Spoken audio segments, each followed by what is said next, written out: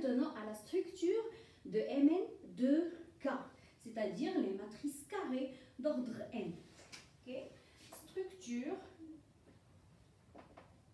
de Mn de K. Les matrices carrées d'ordre n. Alors, bien sûr, c'est un cas particulier où le nombre de lignes est égal au nombre de colonnes. Bien sûr, on va garder toutes les propriétés qu'on avait, c'est-à-dire pour le produit, la somme et tout ça. Sauf que, bien sûr, on va ajouter, on aura plus d'avantages puisque n est égal à p. Alors, parmi les avantages qu'on a, c'est qu'on peut toujours faire le produit de deux matrices quand on est dans Mn de K. Ça, c'est un des premiers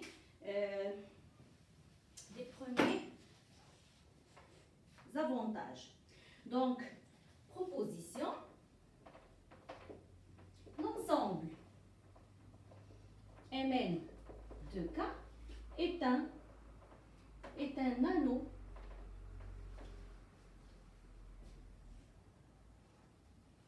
non commutatif.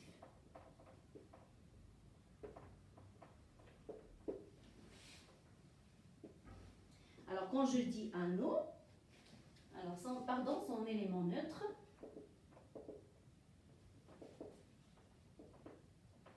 et la matrice IN, la matrice identité qu'on a vue l'autre fois, c'est-à-dire la matrice qui a les 1 sur les diagonales et 0 partout ailleurs. C'est-à-dire la matrice déterminée par Kronecker IJ, avec I et J allant de 1 jusqu'à N. Avec Kronecker, alors le symbole Kronecker, c'est un symbole mathématique utilisé par les mathématiciens, donc vous pouvez l'utiliser vous aussi. Delta IJ, c'est égal à 1 si I est égal à J et 0 si I est différent de J. C'est pourquoi vous allez trouver les 1 sur la diagonale, c'est-à-dire que si I est égal à J et les 0 ailleurs. Voilà.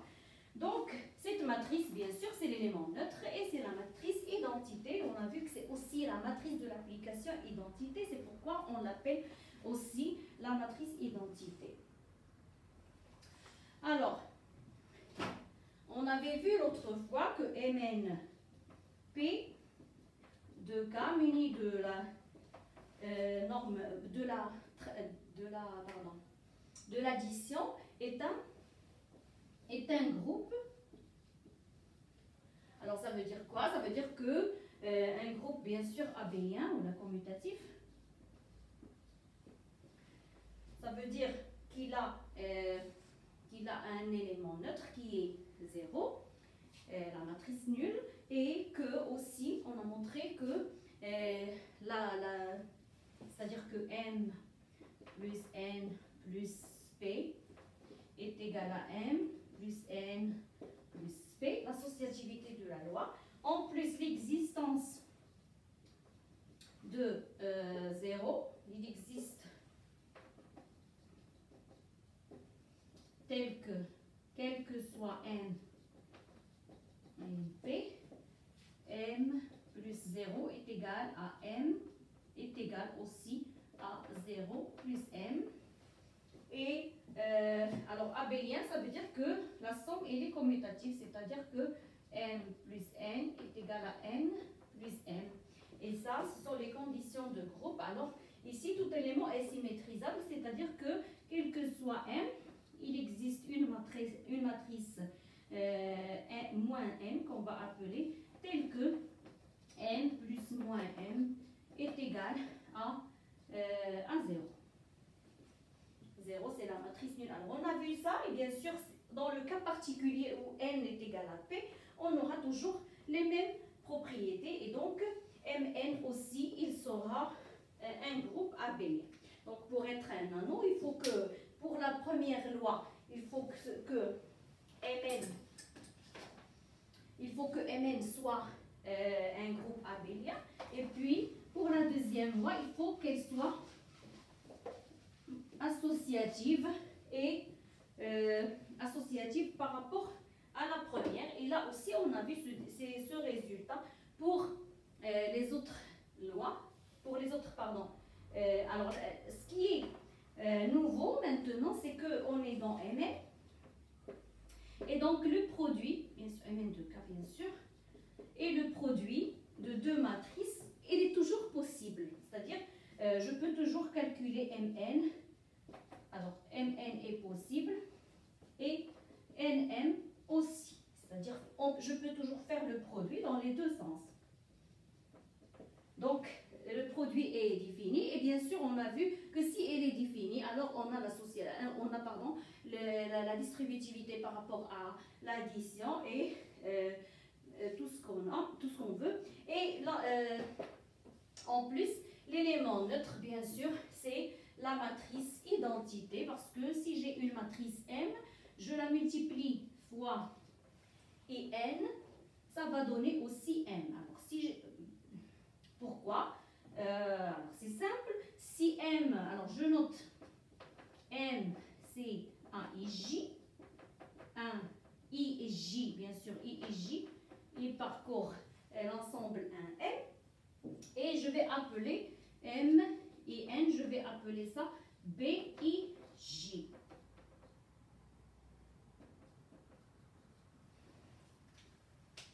Et je vais calculer les coefficients de la matrice MIN.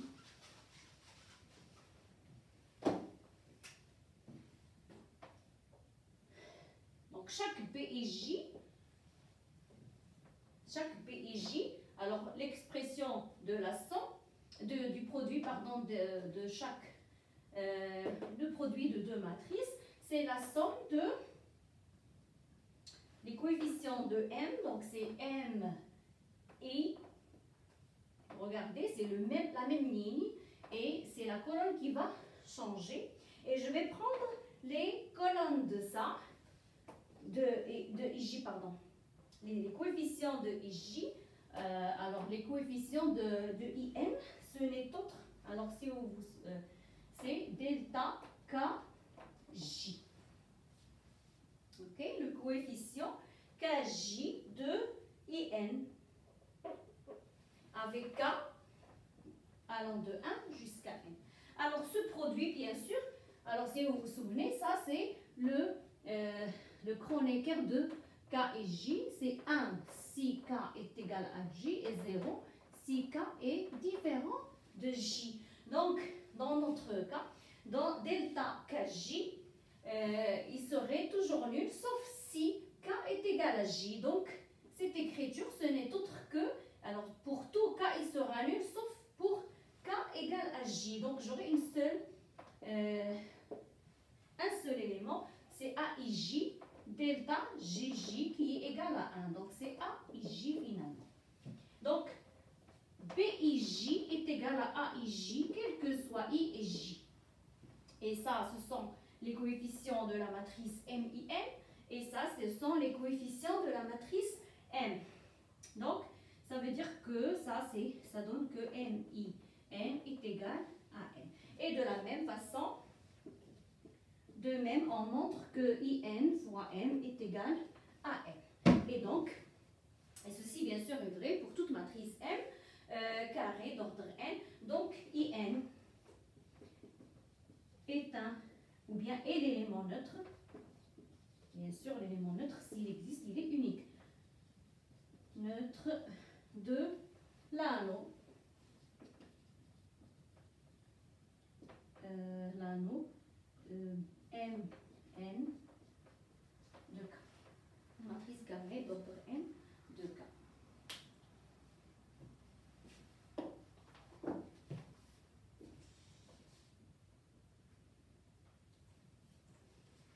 Alors, puisque le produit est toujours possible et qu'on a les produits dans les deux sens, alors on a l'impression que AB est égal à BA, alors chose qui n'est pas vraie, on l'a vu l'autre fois, mais on va aussi donner un exemple pour dire que le produit n'est pas commutatif.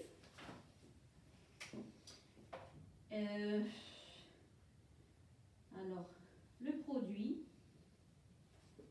n'est pas commutatif n, bien sûr, est supérieur ou égal à 2. Si n est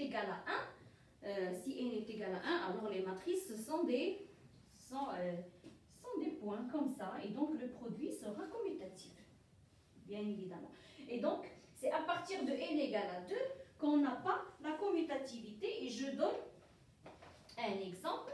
Matrice A, par exemple, c'est 1, 0, 0, 0, et la matrice B, 0, 1, 0, 0.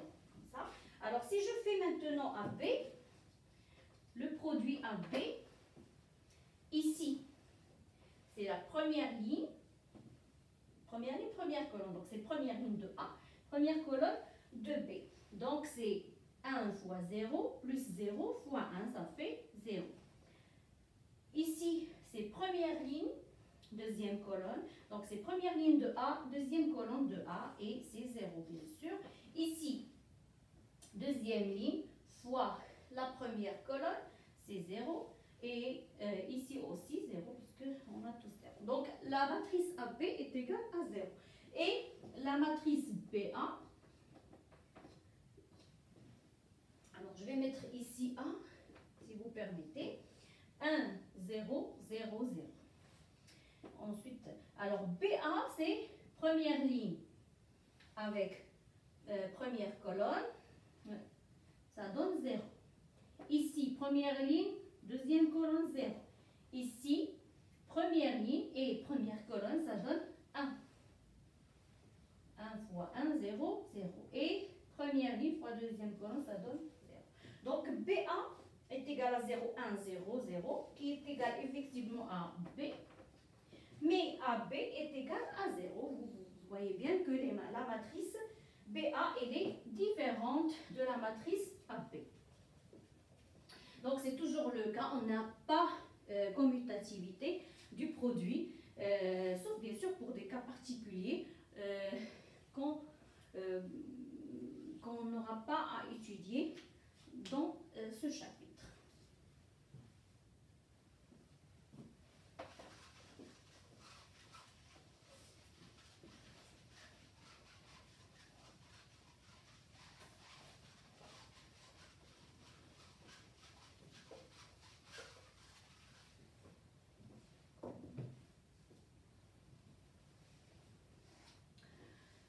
Alors,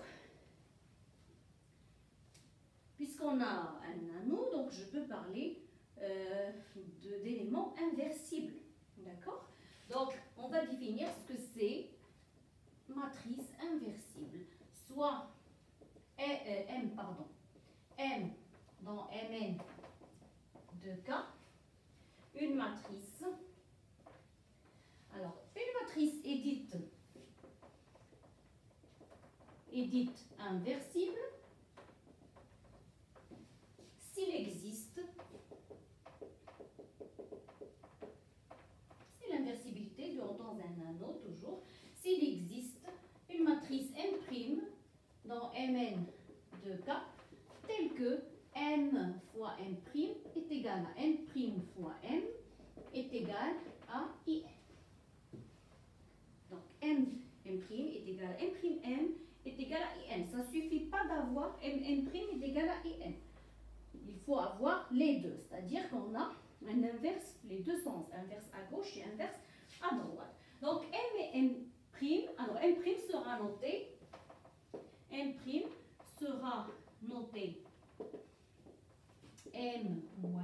pour dire que c'est l'inverse, et on l'appellera, et sera appelé inverse de M. Voilà, donc on a vu l'inversion quand est-ce, ou bien c'est la définition d'une application, la définition d'une matrice inversible. Maintenant, la question qui se pose, c'est quand est-ce qu'une matrice est inversible? Comment on peut savoir si une matrice est inversible ou non? Alors, la première propriété ou la première caractérisation, c'est avec les applications linéaires. D'accord? Donc, soit f une application qui va de E dans E, et B, une base de E. D'accord? Alors, F, la matrice de F dans la base B, puisque ici, on a le même espace vectoriel, F est un endomorphisme. La matrice de F dans B est une matrice d'ordre n, bien sûr, si E est de dimension n. D'accord? Dimension, si dimension de E est égale à n, bien sûr. Donc, on suppose que la dimension de E est égale à n. Et donc, la matrice de F dans la base B sera une matrice carrée d'ordre n. Et on va dire que M, je viens d'ajouter M est inversible si et seulement si F est bijective. C'est-à-dire que si F est un isomorphisme, puisque c'est ou bien un automorphisme de E.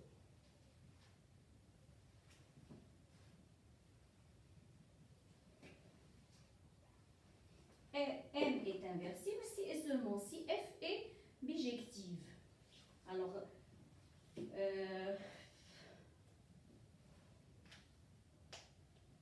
ça c'est le résultat.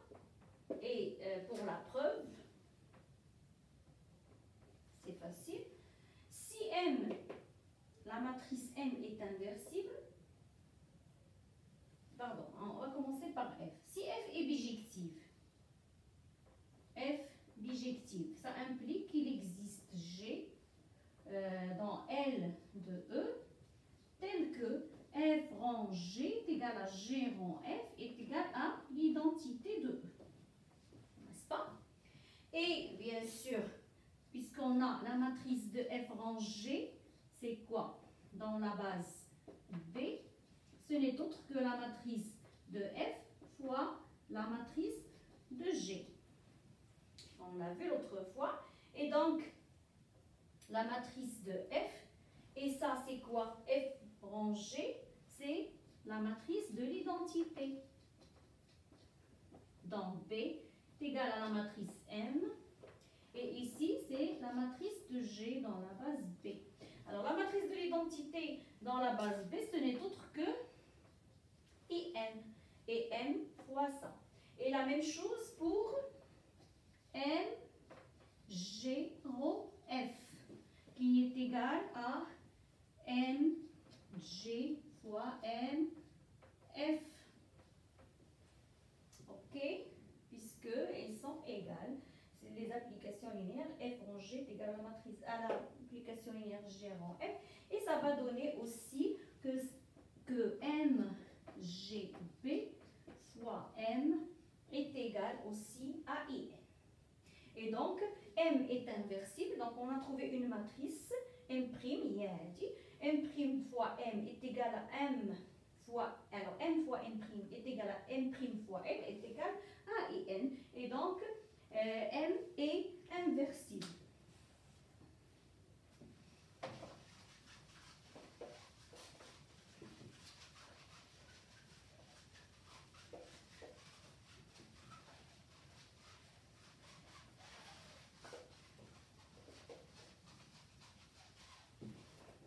Alors, l'autre sens, il se fait de la même manière.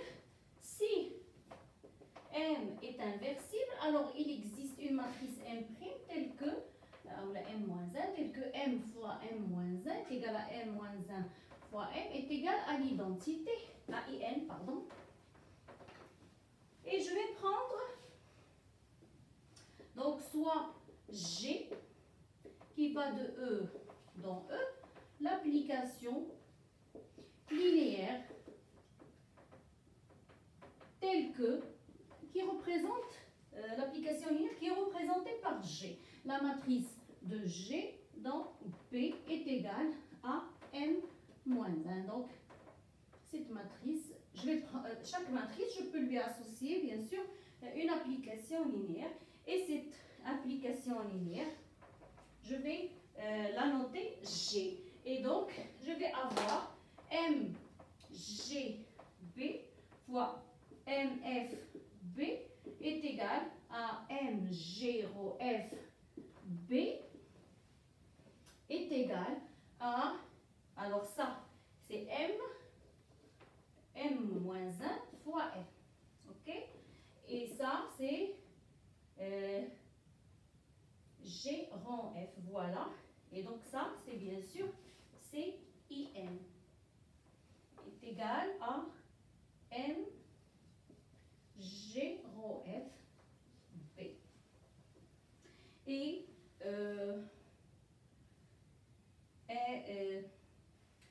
de l'autre côté, c'est-à-dire que M fois M-1 est égal à IN. Donc M fois M-1, ce n'est autre. M fois M-1, c'est la matrice de F fois la matrice de G. Et ça, ce n'est autre que M de F rangé dans la base B.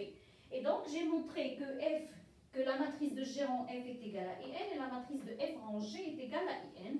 Donc, G rang F est égal à F rang G est égal à l'identité. Et bien sûr, F est inversible. F est bijective, bien sûr.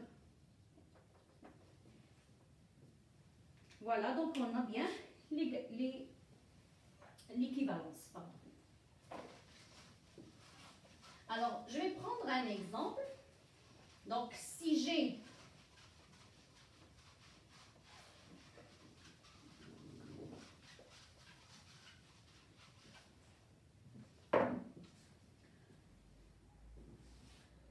par cette application, par cette proposition, pardon, une matrice M est inversible si et seulement si l'application linéaire qui est associée à cette matrice est inversible. Et l'inverse, c'est-à-dire la matrice inverse, ce n'est autre que la matrice de l'application inverse. C'est-à-dire que M de F-1, la base B, ce n'est autre que M de F, la base B, moins 1. Voilà, c'est ce qu'on vient de montrer avec cette proposition. La matrice inverse de FB, ce n'est autre que la matrice de F-1 dans B.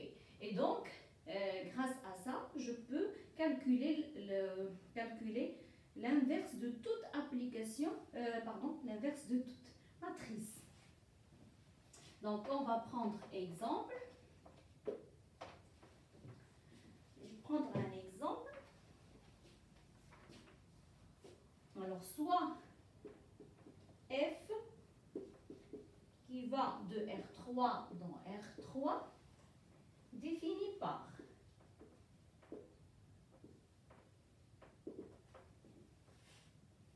F de X, Y, Z est égal à X plus Y, Y plus Z et Z plus X.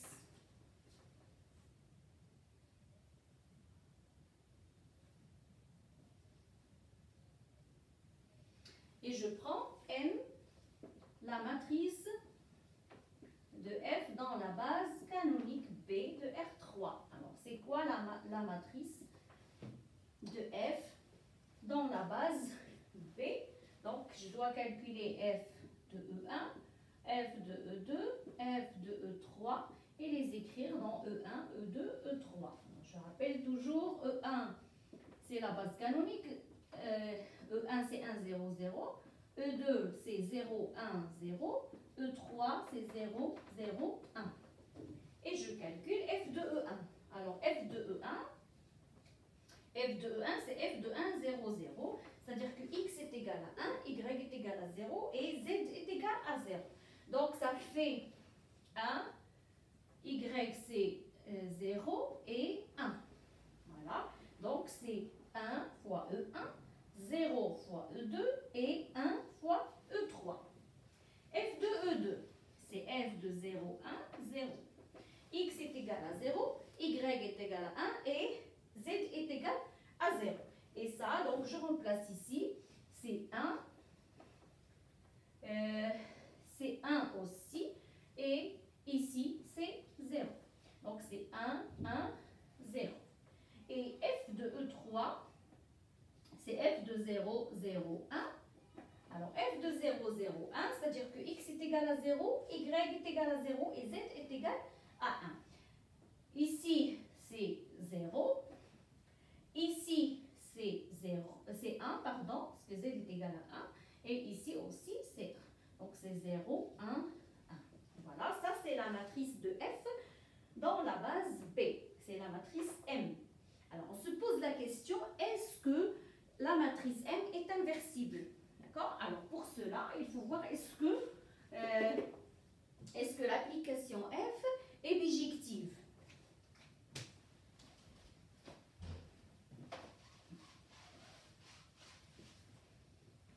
D'accord? Alors, M inversible, si et seulement si F est bijective. Donc, je vais calculer l'image, par exemple. Je vais essayer de trouver l'image réciproque de F, par exemple. On va résoudre le système.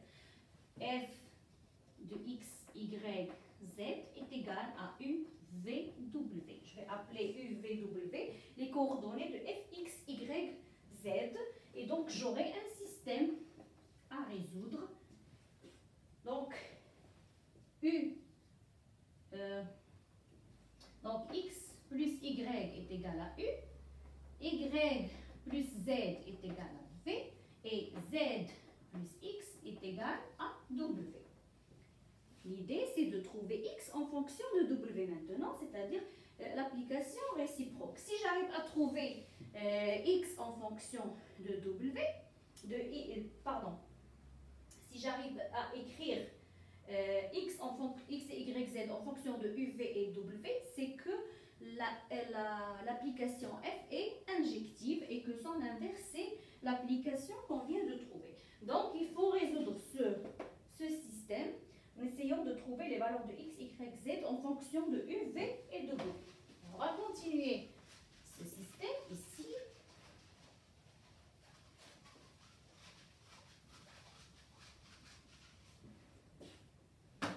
Voilà.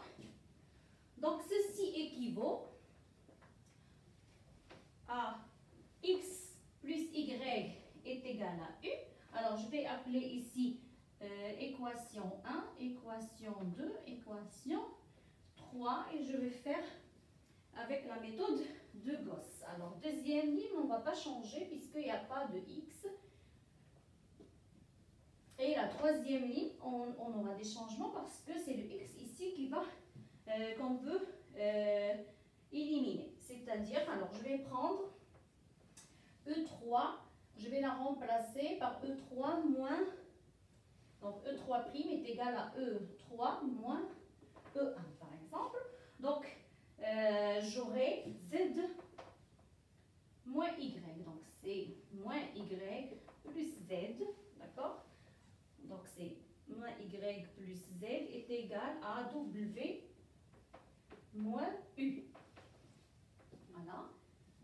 Et là, maintenant, X plus Y est égal à U. Y plus Z est égal à V. Ça, c'est la deuxième ligne. Et bien sûr, pour éliminer le Y ici, je vais faire E3 secondes. C'est E3 plus E2. Donc, E3', pardon, plus E2, c'est-à-dire j'aurai la somme ici 0 et 2Z est égal à W moins U plus V. D'accord? Et donc, je suis parvenue à écrire Z en fonction de UVW et bien sûr, j'aurai les solutions pour Y et Z. Alors, l'écriture ici, Z, c'est W moins U plus V sur 2. Y, c'est V moins Z, c'est-à-dire V moins tout ça. Donc, ça fait V moins V sur 2. Donc, c'est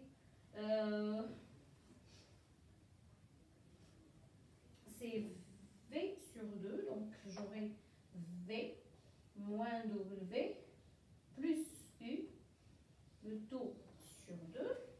Et pour X, c'est U moins Y, c'est-à-dire moins tout ça.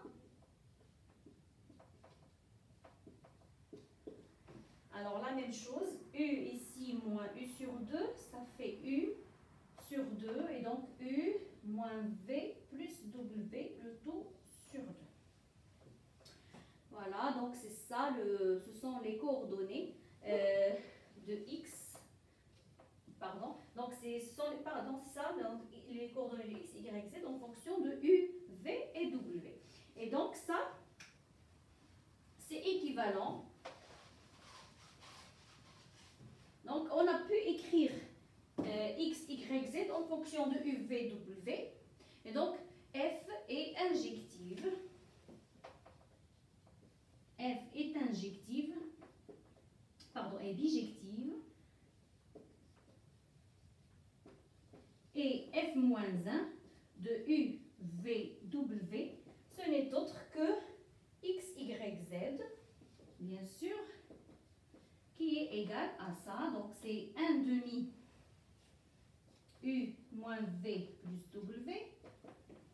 Pour V, pour Y, c'est 1 demi U plus V moins W sur E. Z, c'est 1 demi encore moins U plus V plus W. Voilà. Donc, c'est ça les coordonnées X, Y, Z. Et donc, je peux écrire la matrice de F moins 1. OK? La matrice de F moins 1. Donc, F est bijective et la valeur de F moins 1, c'est ça. Ça veut dire quoi pour notre matrice? On n'oublie pas, on est en train de chercher si notre matrice est inversible ou non. Alors, maintenant que F est bijective, sa matrice, elle est inversible. Et son inverse, c'est la matrice de F moins 1. D'accord? Donc, M est inversible. Et, bien sûr, F et la matrice, pardon, inverse, c'est-à-dire M-1, est égal. Et M-1 est égal à la matrice de F-1 dans P. Et je calcule la matrice de F-1. Donc, c'est quoi? C'est F-1 de E1, F-1 de E2, F-1 de E3, écrite dans la base E1, E2, E3. Et je calcule F-1 de E1. Alors, F-1 de 1, 0, 0, c'est quoi? Alors, 1, 0, 0, c'est-à-dire que U est égal à 1, V est égal à 0 et W est égal à 0. Donc, c'est 1 demi, 0, 0, 1 demi, 0, 0, et ici, moins 1 demi, 0, 0, comme ça. Alors, F moins 1 de E2, F moins 1 de E2, c'est 0, 1, 0. E2, c'est 0, 1, 0. Donc, F moins 1 de E2, c'est quand U est égal à 0, V est égal à 1 et W est égal à 0. Je remplace, donc c'est moins 1 demi, moins 1 demi, ici 1 demi, et ici, donc V, ici c'est 1 demi, voilà, et donc j'aurai moins 1 demi, 1 demi, 1 demi. Pour l'image de F-1 de E3, E3 c'est 0, 0, 1, donc U et V sont nuls et W est égal à 1. Alors c'est quoi?